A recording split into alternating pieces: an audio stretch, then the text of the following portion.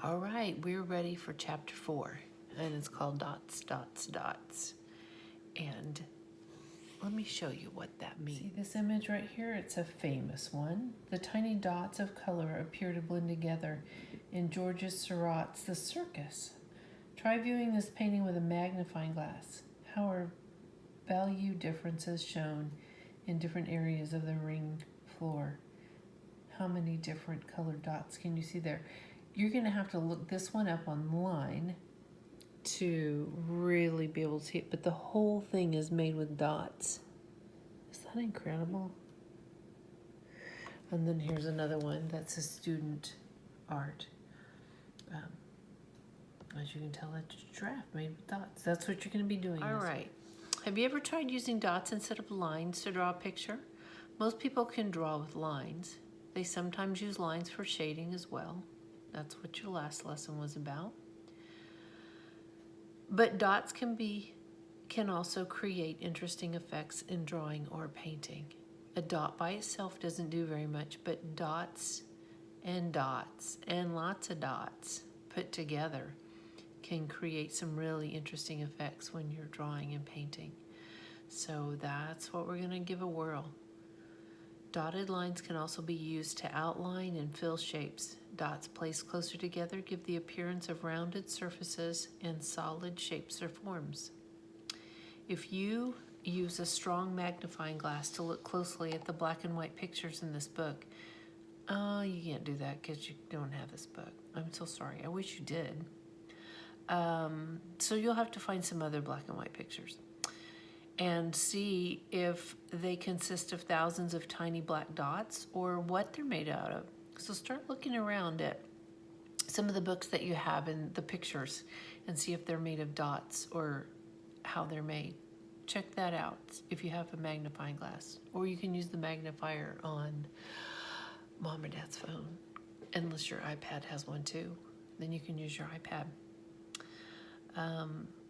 The darkest areas consist of dots that are very close together. Shades of gray are made of spacing the dots further apart.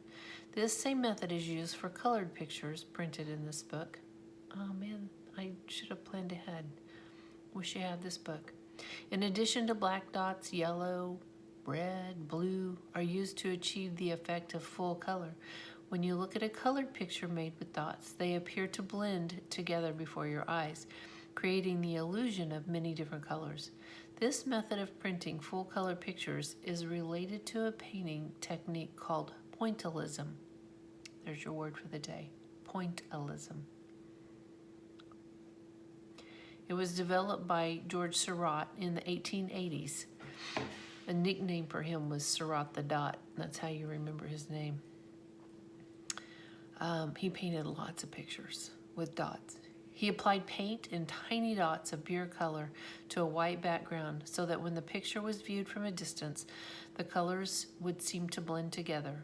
And then in this lesson, you will use dots instead of lines also to create a drawing. I want you to get online with or without parents and look up some pictures by Georges Seurat. His last name is spelled Seurat.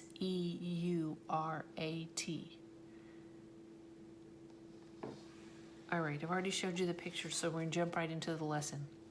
Select an object or an animal subject for a picture drawn with dots. You can use something in your house, your bedroom, a jar, a vase, a paint can, a sculpture, an old shoe, or something out of the yard. Look around. When you've decided on an object, make very faint outline of it.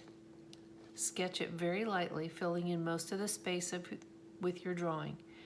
If you think your sketch lines will show through the dots, lightly erase your outlines. So if you drew hard, you might want to erase your lines because they'll still show. But if you drew softly, then don't worry about it. Start making dots using a fine tip marker or pen and ink. This is your chance to do something besides pencil. But if you want to do pencil and just do black and white, you can. But this would be a fun one to try some colors. Hopefully you guys have some good markers over there.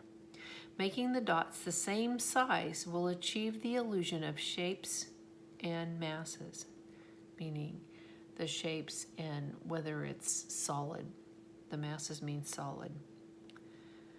So fill in the shapes with dots. Place the dots close together to show parts that are darker. Leave them further apart to show the lighter areas. You will be able to show the value differences in light and dark areas by varying the distance between the dots. This method will make the object appear solid and three-dimensional. You may also want to fill in the background with dots.